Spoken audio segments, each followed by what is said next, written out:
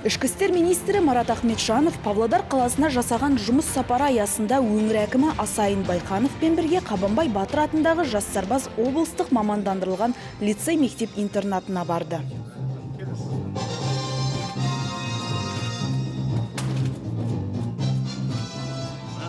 Оқу ордасында Ұлы Отан соғысының қатысушысы, Кеңестік социалистік республикалар одағы мен Қазақстан ішкі істер министрлігінің еңбек сіңірген қызметкері, Қазақ Кеңестік социалистік республикасының ішкі істер министрінің орынбасары болған Ахмет Тұмарбековтың құрметіне арнайы кабинет ашылды. Қазақстанның милициясын қалыптастыруға қосқан еңбегі зор.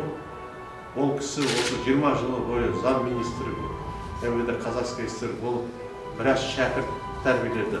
Артында салтанатты із қалдырды.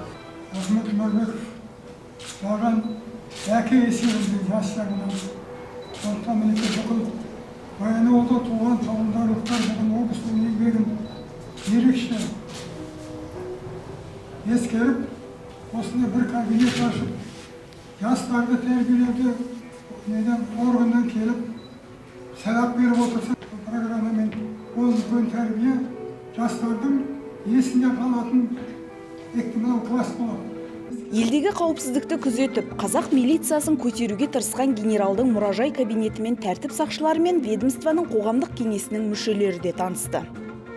Әскери мектепте қонақ болған министр естелік кітапшасына балаларға деген ізгі тілегін жазды. Шара соңында жас сарбаздар жиналған қауымға өз өнерлерін көрсетті.